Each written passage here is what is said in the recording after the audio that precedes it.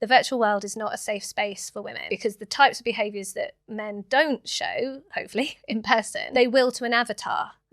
And so we need to deal with those kind of issues first. And even a salesperson having a bad day. In a bad day in the virtual world may read completely differently.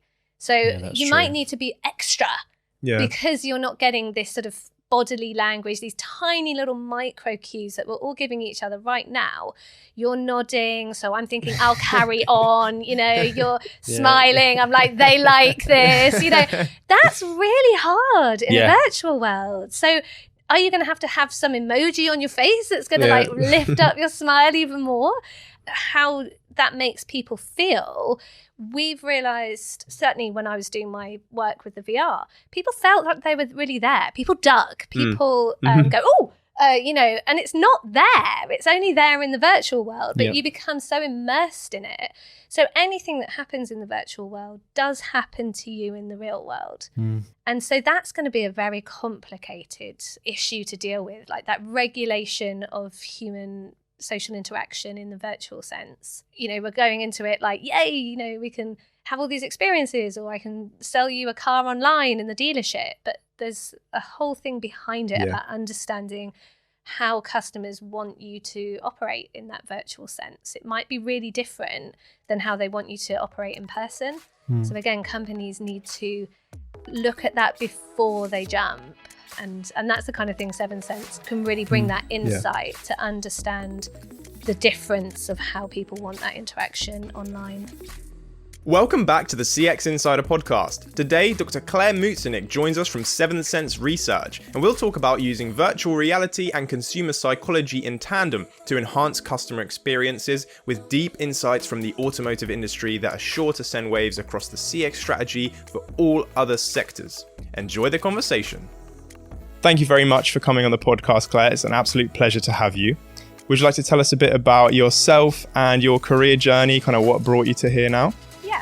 So my name's Dr. Clare Mutzenich, and my career started, I was actually a teacher first, and so 20 years of teaching sociology and psychology in a variety of different schools and was head of departments. I'd got to the point in my career where I still love teaching and communicating about science, but I wanted to do more science, be actually part of the academic world. So I applied for a PhD. And so I did a PhD in psychology, but I was always interested in making that crossover into industry.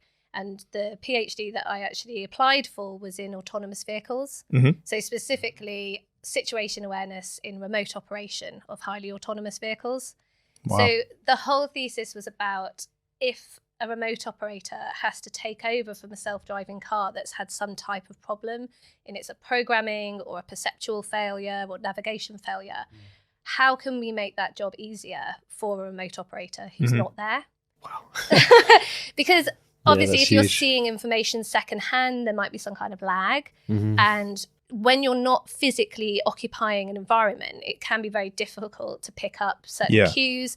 There's also a time factor. So, an autonomous vehicle might be on a busy road. There may be, people around it that are trying to communicate. And so all of these things make a remote operator's job very difficult. There's a lot of debate in the industry as to whether a remote operator should be there or not. Some people think it's completely unsafe.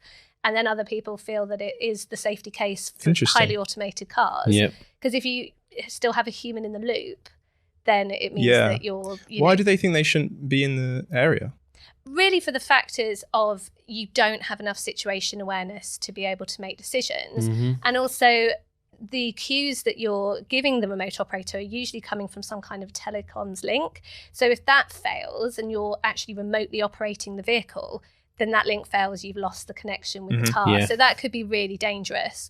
Most of my work was involved with people making the decision. So they wouldn't be actively driving the vehicle. It would be a go, no go type of decision that they could say, it's fine, carry on. Self-driving cars might stop because they see something in the road. It's maybe a plastic bag. And so an operator could look at that through a screen or through a VR headset and could say, it's fine, you can proceed. But there are still some issues, like that plastic bag could be full of concrete. Like, we don't know that, do we? But those are the same kinds of problems we'd have in situ. Like when we were physically there ourselves, we'd have to make that judgment. But a self-driving car can't, because it doesn't have that in its programming. It probably does by now, because what we're iteratively having to do is just go through and program all of these different types of edge cases into a self-driving car. But there's just... it's like impossible unknowns. Like, how can you know, a car doesn't know that someone walking along the road dressed as a chicken is on their way to a fancy dress party. It just knows what a chicken is. It knows it shouldn't be on the road. That's a big chicken. Just malfunctions, shuts down. I can't do it. And that's what it's programmed to do. That's the safety case. It's the minimal risk maneuver. Stop. Yeah. You know, and so a human needs to still be in the loop to actually make that decision. And you work now with Seventh Sense Research. Could you tell us a bit about that company and what you're up to now? Yeah, so Seventh Sense Research is a strategic insights company. So we work with automotive, sports and luxury clients to help them understand either how people perceive their products or use their products. It could be to optimize the way that they position those products in the industry, or through marketing and brand positioning. And we're quite different from a normal market research agency that do interviews or focus groups, because we use cutting edge research to get sort of more strategic insights. So the emotions of how people are, you know, working with your product, or physically where they're looking. So we use eye tracking technology to understand where people, let's say if they're driving a new vehicle, or you've got some element of product design in your vehicle, to understand how they're using it and then communicate with them. You know, you've said you didn't like this, but you didn't actually look at this. Or, you know, so it's really good to get that feedback, biofeedback, but also particularly with eye tracking, people can look but not see. So just because your eyes fell on a certain point, it doesn't mean you actually processed it. So I think companies are really interested from that extra level of insight that we can give. Speaking of extra levels of insight into your customers, have you heard of ACF Technologies? With ACF's wide range of specialized customer flow solutions, from appointment booking to queue management and everything in between, they can provide all you need to streamline your customer experience and learn more like never before. Interested? Head over to acftechnologies.com to discover what the industry leaders in CX software can offer you. That's always interesting. And linking that back to the autonomous driving as well, you were talking about the Driving the Future surveys that you've been doing, that you've got a new wave coming up for. Would you like to tell us a bit about how that looks and what that's actually kind of looking at? Yeah, so the Driving the Future is a 3-year study that we've been doing, and it's a huge sort of nationwide survey that asks people about their transport usage. So how they get to work, you know, how often they go on public transport, what different kinds of public transport. But we also have a whole section where we ask them about their attitudes towards future transport, so automated solutions. And one of the things that we've found year on year, and like you say, we're just about to start a new wave, is that the general public don't really want automated solutions. They want to own a car for a start. Even Gen Z, that you think would be particularly, you know, loving technology, digital natives, they want to own a car. They still see themselves driving, and they don't want to relinquish, you know, the opportunity to have their own car. Generationally, we have similar attitudes that range from being really scared, very skeptical, to absolutely love it, sign me up for my, you know, autonomous utopia. And Adam, so probably. And really what we're finding is you can segment 4 really key characteristics of the responses. So you've got the alarmists, the ones that are really scared, who say, I don't like it, I don't want to be in a car that's driving itself, I don't want public transport that doesn't have an operator, you know, inside. Then we have the skeptics who think there's just so much that could go wrong. It's never going to happen. I mean, certainly when I started my PhD in 2018, they were saying that we'd have fully automated cars on the roads by 2025. And by the time I'd been doing it a year, it was like, 2030. And then by the time I finished, it was like 2050. And now it's still like the jury's out, but unless you're in San Francisco, in which case they are on the roads. But obviously we're having a lot of problems. And so that's what a lot of these skeptics see, that public, media portrayal of all these cars going wrong. And it's very public and very, quite comical as well. Yeah. Just recently they had cones on the bonnets, like pedestrians were putting cones on the bonnets and they couldn't go. Oh, really? Yeah. So it's like, obviously it's like, it's an object, it's a solid object. So we've got alarmists and skeptics, but we have the supporters, as I say. They're already engaged, they're adopting, they definitely want to go for it. But we have swing voters that could go either way. And those are the types of people that you really need to understand the messaging of how to promote self-driving cars, how to promote an automated future, connected and automated vehicles. And actually, companies should be targeting their messaging specifically to these 4 different types, like rather than just one message, which is like the technology's great and we should all be, going for it. We should actually be thinking about how to send out, those segmented messaging. Yeah. And so that's what the Driving the Future project is all about. It's understanding year on year how those attitudes are changing, but also helping companies to start thinking about, well, who are our customers and do they actually want our product, and how do we tell them what the benefits are, and how do we convince them it's coming. It is coming, whether you like it or not. So eventually. Eventually, maybe in our lifetime. So the work you do with like the eye tracking and stuff, you're saying that's with in cars where people, maybe in a showroom or something, they're viewing a car, that sort of thing? Recently, we've been doing drive tests. So people are actually physically driving new vehicles around and we're understanding what they're looking at and how they're using it. So with eye tracking, you can create visualizations, so gaze plots of where people looked, how long they looked for, and whether they looked at all in certain places. And you can draw areas of interest around anything that you wanted to actually calculate the metrics of how often people looked there and what the distribution of fixations in those areas were. Yeah. And so that helps understand the way that people are using your product. But also we're starting to look at, with a particular client of ours, about buying sort of automotive online. So the metaverse, which, I know we're not supposed to use that word anymore, the virtual universe is basically an opportunity for lots of companies to have a different type of relationship with their customer base. Yeah. And for many people, they're now actually buying a car online that they've never even seen or sat in. Yeah. They don't want to go to a dealership, or maybe a dealership has closed down, it's too far away to travel to.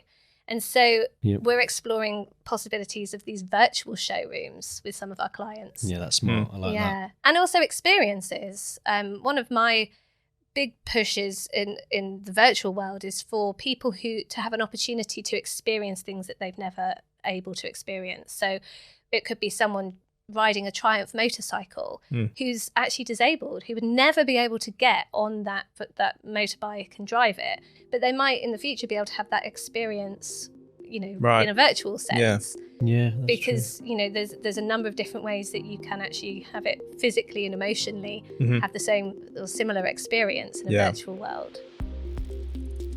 A few weeks ago, the team and I sat down to discuss Apple's new Vision Pro headset, but now we have the chance to talk to a real expert. So if a brand is thinking about using virtual reality to tap into the emotional drivers of their customers, then what are the potential challenges of doing that?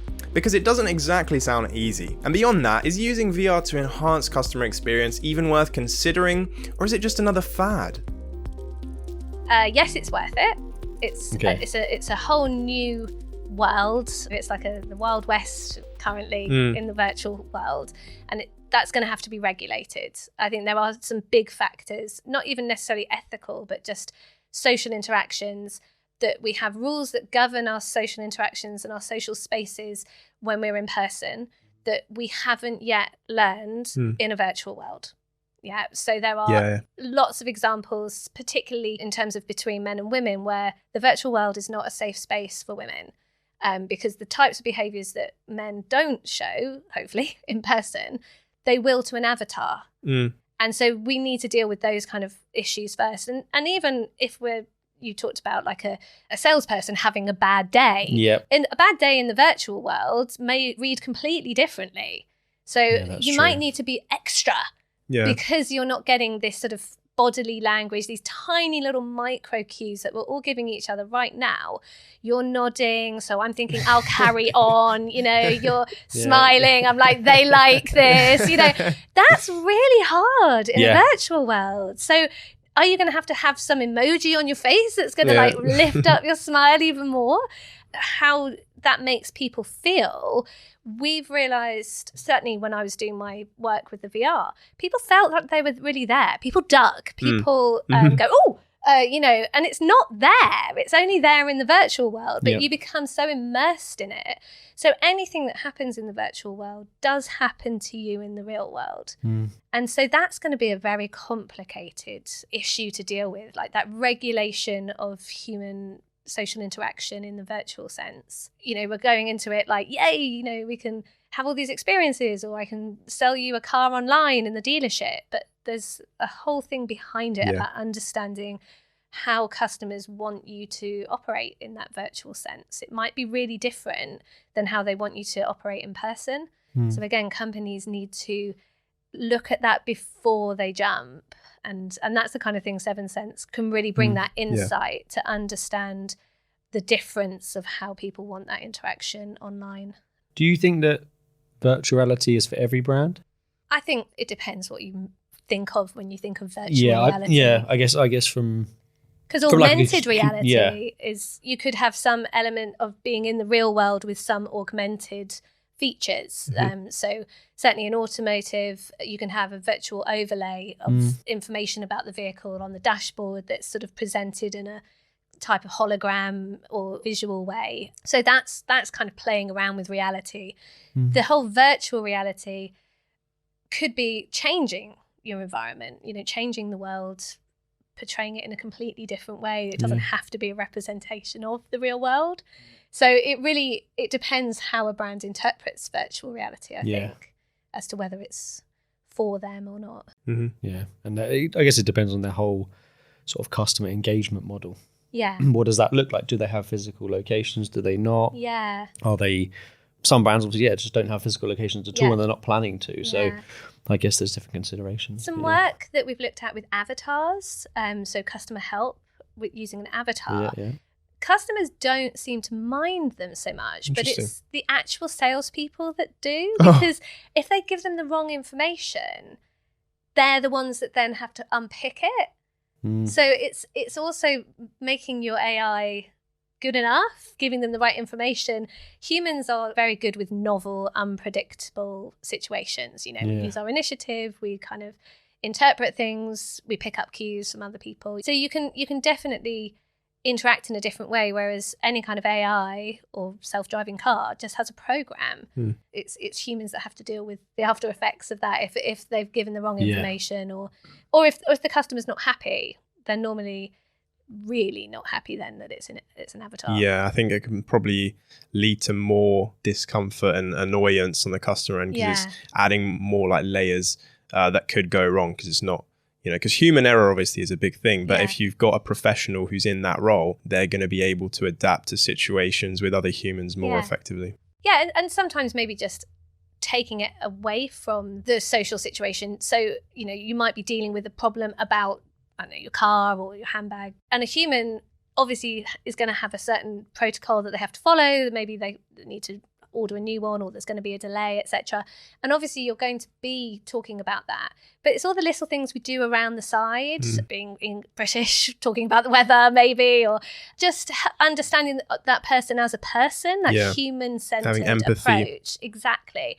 And not because you're reading from a script like, oh, this must be very challenging for you. It's just, having that empathy, that human to human touch is very important. And I think humans are very, very good at reading when it's not authentic. See straight through it. Absolutely. So that's why chatbots and things like that for a long time have struggled to take off, because they can be great tools of information, but the moment human emotional needs are not met, frustration builds immediately. So and frustration aggression theory says that's a popcorn model, isn't it? It's just the moment you get frustrated, aggression's not very far behind. Yeah, that's very true. Something fascinating that Clare does with Seventh Sense is going further than just qualitative research into actually quantifying the emotions of the people they study in these different scenarios. I'm curious, what methodology does she use to achieve that? And how does Seventh Sense make use of their complex research to craft better customer journeys? Well, let's say, for example, with luxury products, there's a whole emotional sense that you experience when you have a luxury product. The way in which that you sensorily communicate and feel about that product is something that we can actually measure with biofeedback. So if you're going into a store and you're experiencing the smell of the store, the touch of the leather, and the sensory experience as well as the emotional experience of buying the product is really part of brand perception. And a lot of brands work with us, either automotive companies or luxury brands, to help understand what that brand perception is with their clients, with their customers, because that gives them a competitive advantage. If you can tap in to how someone feels when they hold your product. Our methodology is we can use biofeedback, so we can have EEG monitors, we could have facial analysis. That's something that I'm exploring at the moment, so being able to actually sort of look at people's facial movements while they're looking at your products online. Yeah, like all the tiny different That's changes. right, yeah. And obviously you can see where their eyes are, but also their facial interactions tell us a lot about human emotions. But then we follow that up with traditional methodologies. We're not ripping everything up. You know, we ask people. We're human and we can communicate what we feel. But what we think we feel and how our bodies respond can actually be quite separate. And so we give that biofeedback by saying, did you know that this is how your body was reacting? Why do you think that might be? Or what were your thoughts? And what happens is people then become a bit more introspective. And they tend to tell you the first thing. It's a bit like going to the doctor.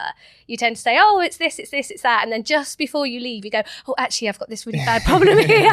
People often don't tell you the first thing that is the problem. They either want to be polite or they feel like it wasn't actually that significant.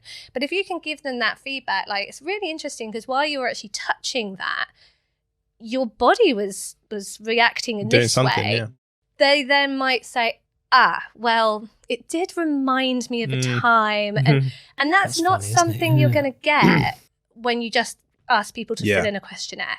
Exactly. You know, it's those levels, that nuance of understanding human emotion. And you know, my first degree was in sociology. I'm a psychologist. You know, I find it all fascinating. I absolutely love talking to people about the way they interact with products. And do you have any other findings that you've had through your research where it's just like something you didn't expect to find, that how people respond emotionally, like in a luxury or a automotive environment?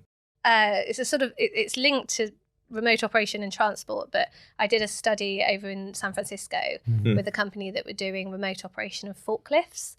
And one of the things that I found really interesting, and I think, you know, wasn't specific to the forklift element, is that operators will find ways around the tech to still do what they want. So the human factors element of how we interact with machines, so human machine interaction, HMI, that is fascinating. So I wouldn't say it's revolutionary, because whether it's the smallest bit of tech that we now see is really old, people would always find the most efficient way to get around how to use it.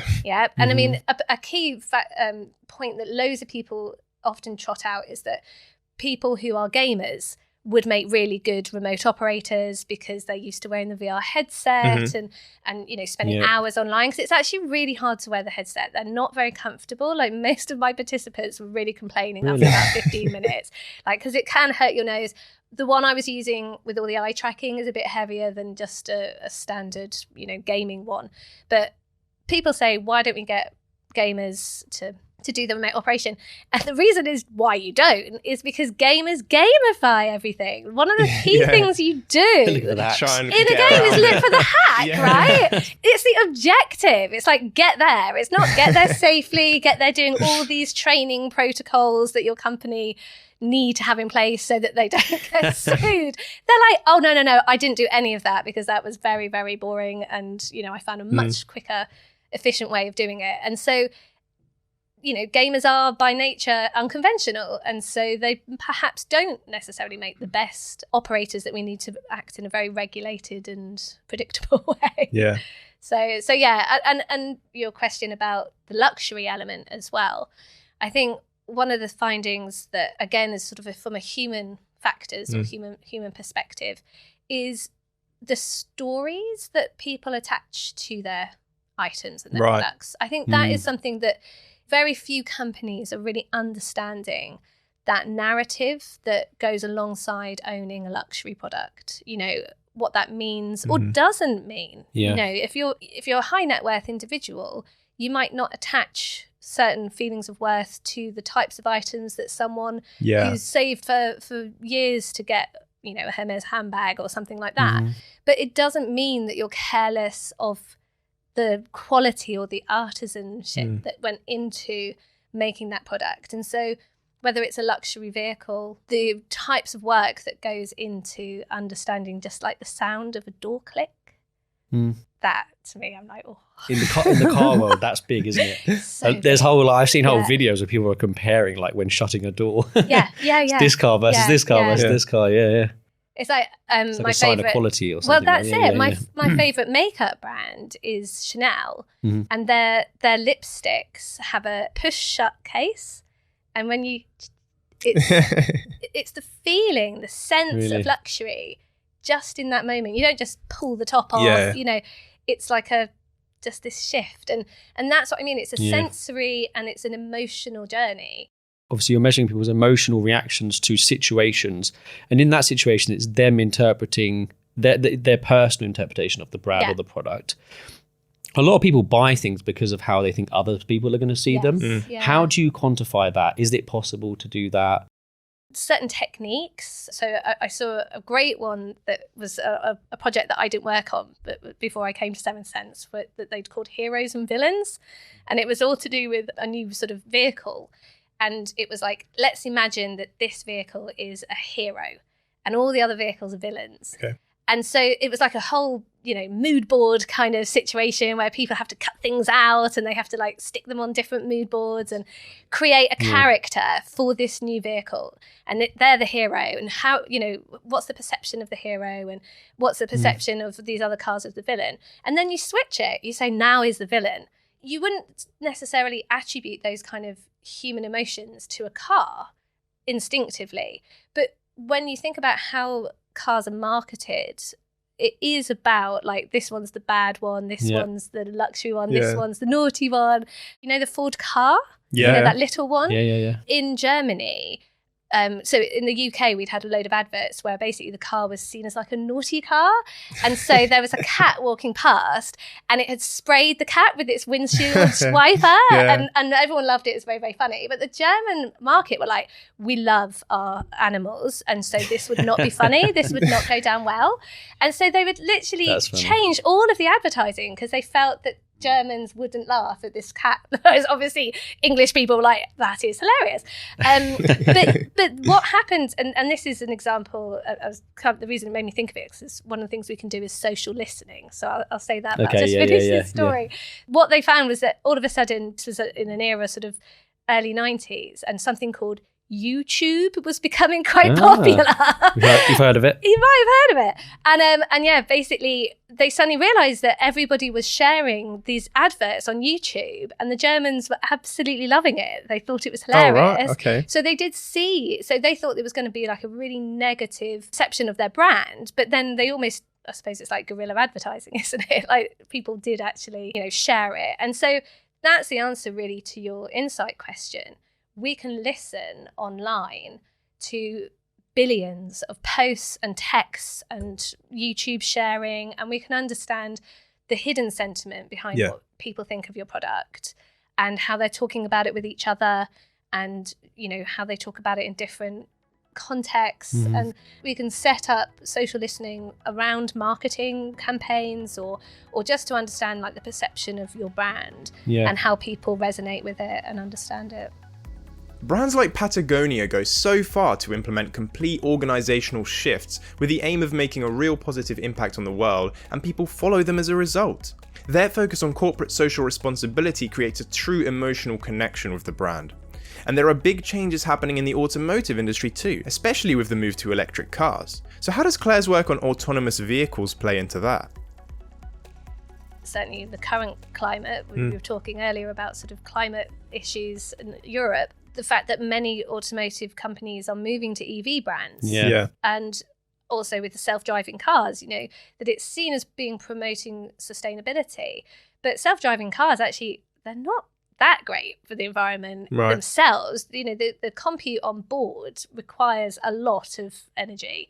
And so although they're electric and connected and we can have fewer of them on the road, when I've gone and spoken to younger people about my work, their responses are very, very different. They're like, we don't think any cars should be on the road. I'm not looking for an automated solution. And again, going back to the Driving the Future study, that's one of the things that we're going to really ask about this wave. Thinking about this autonomous future, this shared and connected electric future. Does this fit in with your ideas of climate, carbon emissions and sustainability? And really trying to tap in a little bit to the generational reactions to this type of transport solution that we think is removing that internal combustion engine necessity. But they're like, we should just get rid of cars. Which obviously a lot of our clients do not want to hear. That's not the message, and that's not the answer. But understanding that, and like you say, understanding what your brand can do to offset those worries of that generation particularly, but trying to make things that aren't just knee-jerk reactions to greenwash your brand. Exactly. Like corporate social responsibility has been a thing for a long time. The brands that seem to have had most result from implementing those are the ones that truly commit to it. Like they just sort of burn the bridges and they say, right, we're going to go this way and this is where our brand's going to be. Exactly, and then people like follow. Patagonia. Patagonia is a good example, but like they just commit to it and they really make it happen. And then people do follow. It might take time and it's risky, but they follow. I guess they have the name and the brand already. I think it's difficult for, I speak to a lot of startups in this domain, of course. And quite frequently they already have that integrity and that commitment personally.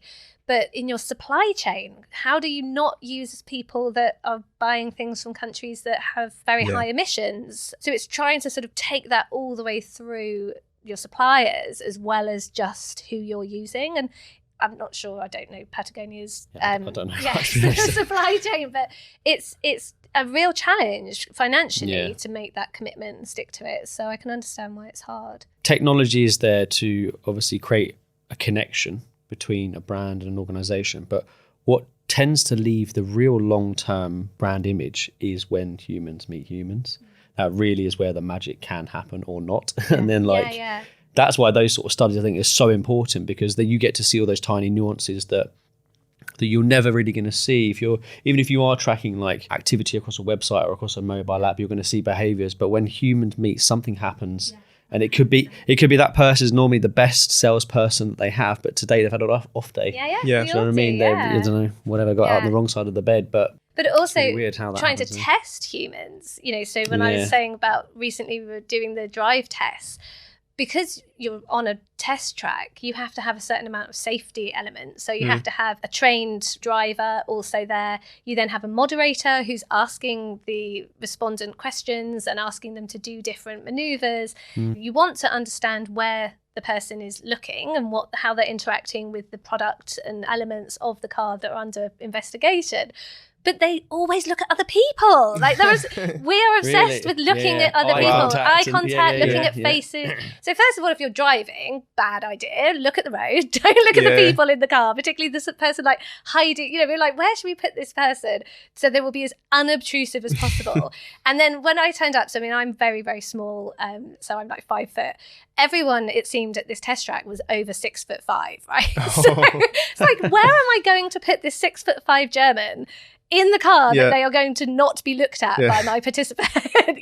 So these are the very human elements with trying to study humans. So you want to approach it scientifically, but the reality is humans look at other humans. If you do eye tracking of paintings, you'll always get the biggest heat in the areas that have people. If it's I could tell you all about the sort of neuroscience of why we look at faces and why we see faces in clouds and all stuff like that. But essentially, we are evolutionarily adapted to look at each other, to pick up communication, social interaction cues. That is the very nature of being human. And like you say, we need to tap into that when we're trying to sell to humans, and not just on a commercial or a capitalist, to actually help understand why might this product make you feel a certain way, and why shouldn't it?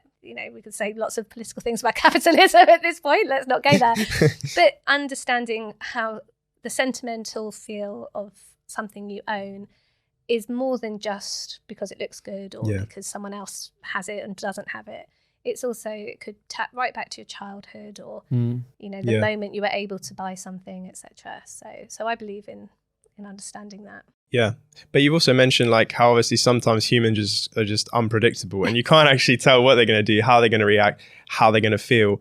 To an extent we can measure, like you said, you're able to quantify human emotion and stuff like that. And the industries you work with, luxury, automotive, are very much sensory experiences, things like that. Do you think there's still value in using human emotion to shape a customer journey in other industries, maybe like banking or places where there's maybe less interaction? Do you think it's still really important? Yeah, I think particularly with banking, money is an item, but money also has a sensory element, like what money can buy and how money feels, and and the range of human emotions. Like some people feel disgust and revulsion around money. They're very rejecting of it, and other people, they want it. It's like a sort of envy, all the 7 deadly sins or whatever. And so really at the heart of understanding emotions with, let's say, banking, it could be linked to, security, the hierarchy of needs, that money and having money and preparing like to be able to buy a house or to be able to leave an inheritance for your children. There's an emotion in that that's very human and very much about our needs and love and security. So I think that psychology is vital.